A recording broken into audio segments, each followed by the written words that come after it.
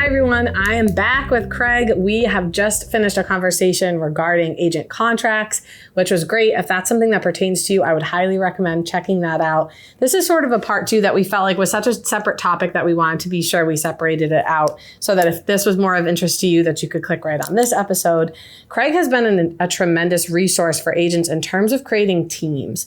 Teams are something that have become very popular, of course, over the last more than 10 years. But I think specifically, obviously you're an attorney in Massachusetts. Every state will vary in terms of what you should watch out for. Right. And just like we discussed in the last conversation, having representation, having a resource, someone to talk to about, am I doing this the right way? We have teams that are 5, 10, 15 people, even more. If you're looking at something with that many layers, I'm sure agents are, but you're really going to want to reach out and make sure that you have an attorney, that you're doing things a proper way. So I thought today we could identify you as a great person to reach out to if somebody does have that need, but also just walk us through, because I know you've helped people, right, what you've seen, what they should watch out for. Can you give us an idea of what Absolutely. You've looked at? Yeah, so when you're starting a team, your mindset changes, right? You've gone from a situation where you as an agent are just focused on reviewing your contract. That's all you're concerned about. Now you're creating this team where individuals are reporting to you and you're issuing contracts to them, right? So what I always tell individuals starting a team is have a strong understanding of the brokerage agreements, right? So most brokerages have agreements that they give to their agents, give to their administrative staff.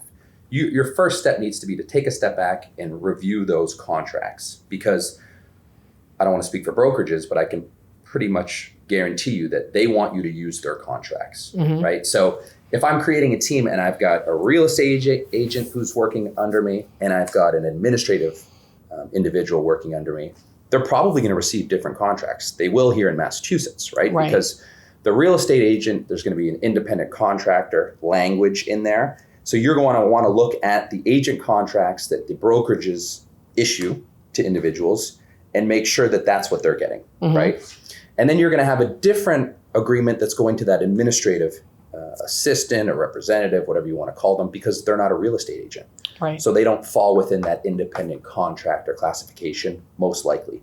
And what issues arise sometimes is if you're creating that team and you haven't done your homework, then you're creating legal liability because you're changing either the language of the brokerage agreements, which gets you into trouble, or if you don't have that legal background, which many agents don't, then you're creating issues with misclassification of employees and independent contractors. And if you're with Gibson Sotheby's International Realty, we have obviously our in-house counsel. We go through with our leadership team. We're very buttoned up in this realm, but we needed to be. I mean, I think about 5 years ago, we were like, all right, we really need to look at this. And it was a little confusing even to figure out, like, how are people supposed to get paid? Like, we have all these answers for you. These are things that we have set up properly, but it is scary when I do see people outside of our company a lot that mean well, but they're definitely doing something that could get them into trouble down the road.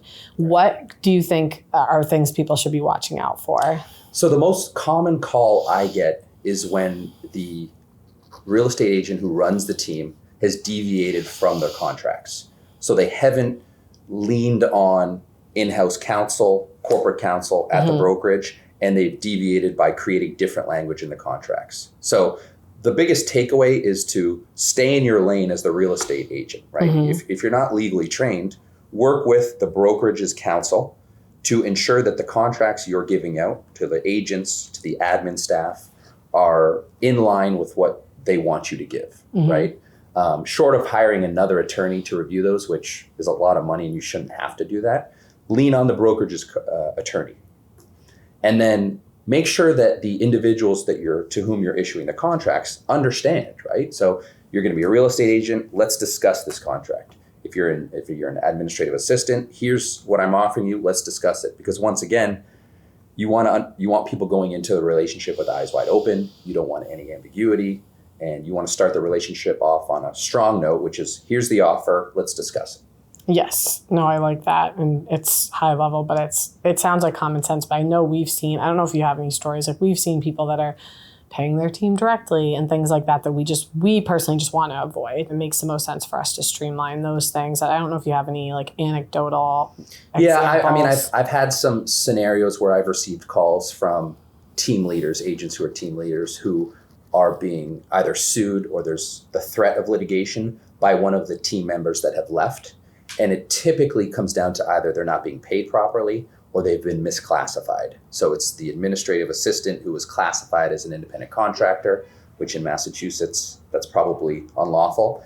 And now they're coming back for all those benefits they didn't receive, right? So employees receive certain benefits that independent contractors don't receive, and there's certain protections that employees get. And if you as an employee didn't receive those because you were misclassified, you know, a lawyer may come back and say, hey, you owe John 2 or 3 years of those benefits. Right. So that's an issue that I see often, and that can all be prevented if at the outset, again, you ensure your contracts are aligned with the brokerages and your I's are dotted and your T's are crossed, and you just prevent any of those issues in the future. And it gets confusing for people, especially say someone that just graduated and they're looking at this field. They might see a marketing assistant type thing or an administrative assistant for an agent team at Gibson Sotheby's International Realty. That is not a job for Gibson Sotheby's International Realty, technically. You don't work for this company. You work for the agent who heads up your team. And that's just something that's a little bit foreign to people, I think. And you're affiliated with the company, of course, but there's a difference. And I think that it is hard for people. Like at first they're like, okay. And like you said, I think my biggest thing is I think it's really smart to have everybody on your team have a real estate license, because like you said, those are ways that we've seen things. And I don't want to get too in the mud on that, but it's confusing because there's independent contractors affiliated and partnered with a company, and you want to make sure that you understand who you are working for. And as the team leader, you want to make sure that you're making that really clear, that they're on your team. This is basically a mini company within the company. I know a lot of agents have registered S Corps, things like that. So you just want to make sure that the team is educated, you're all on the same page, and that your contracts and everything that you have lined up, all of the agreements are good with everybody involved. Because we have seen after the fact, and sometimes it was so unintentional on both sides, but everybody sort of gets to a point where they're like, this isn't what I thought. And I think you started with this, but it's not your typical, like, again, it comes down to something you just don't do every day. You could have been an incredibly successful agent for the last 5, 10, 15 years. You've not focused at all on this type of thing. Right now you want to build a team. It's a whole different ballgame. So I think reaching out, getting that education, making sure that everything's set up ahead of time. With us, if you're with us, we will walk you through. We want to.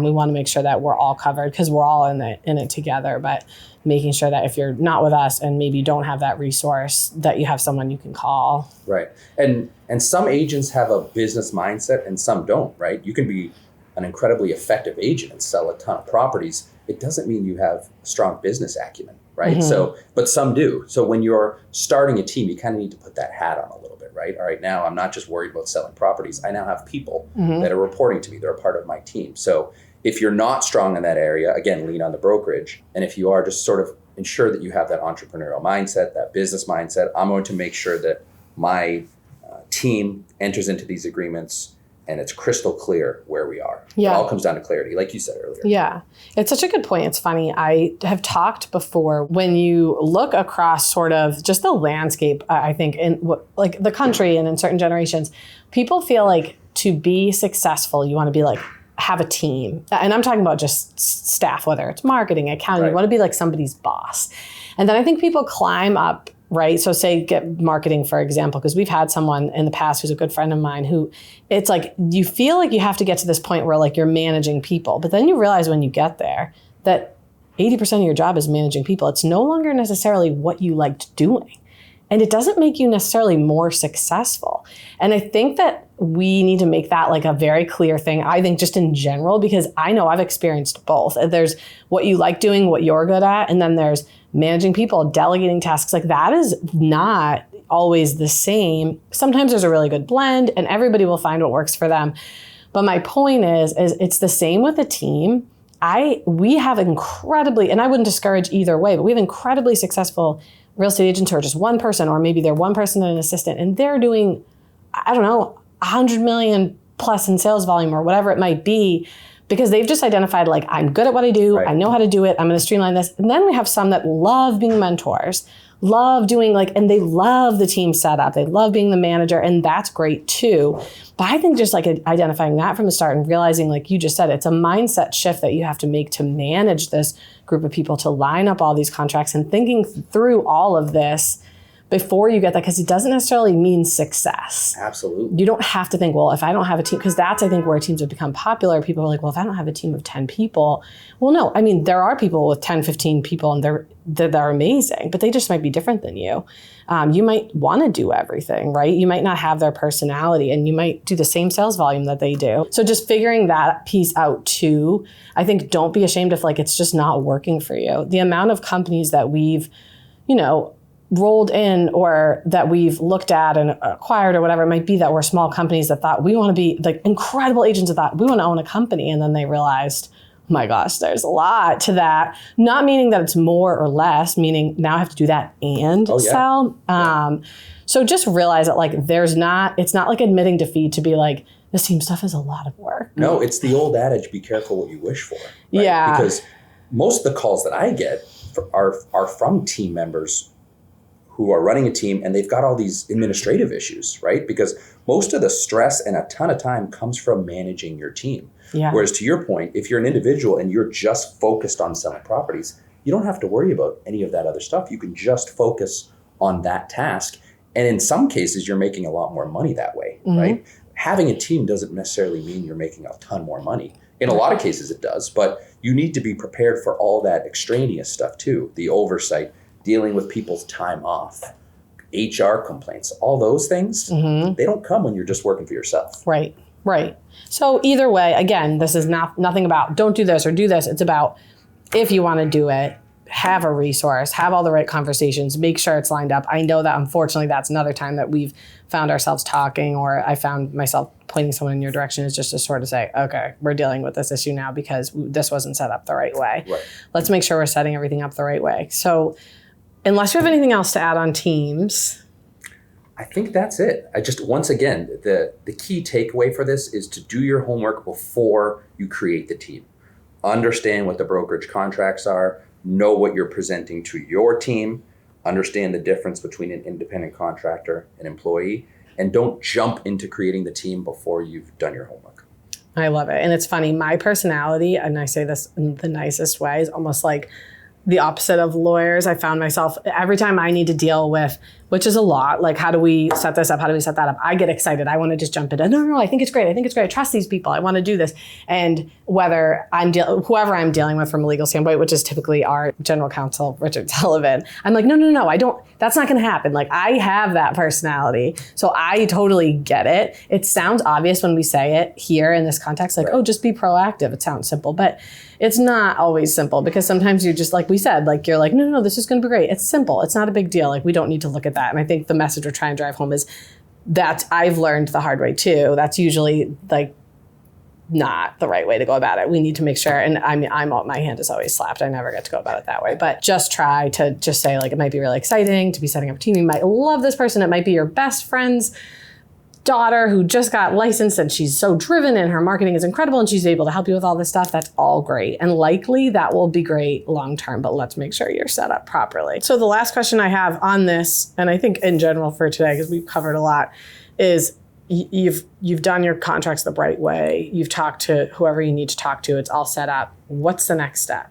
Yeah. So the key is it's not a situation where you just distribute the contracts and then I'm done, right? If I'm a team leader, I'm reviewing those contracts every 6 to 12 months at the latest. You need to be on top of that.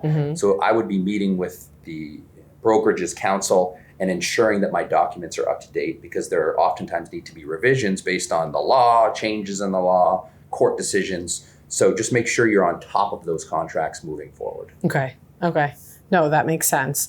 Well, I think this was great. I think that the message on both ends is just being proactive, hoping that some of this conversation might have sparked something in someone to say, you know what, I'm going to check up on that, or that might be a good idea for me to reach out and ask a question. So always feel free to reach out. Can you give your information one more time? Yeah, sure. So I'm at the law firm of Bennett Belfort. You can find us through the website. or you can find me on TikTok. I'm The Employment Lawyer on TikTok, or Instagram and LinkedIn, both very active on there as well. Awesome. Well, thank you so much for being here. I know you're busy and this is long overdue. Thank you. Hopefully we'll have you back to talk about something, maybe a little bit more uplifting, but Right. Thanks for having we'll me. see what's coming down the pike. Thank you.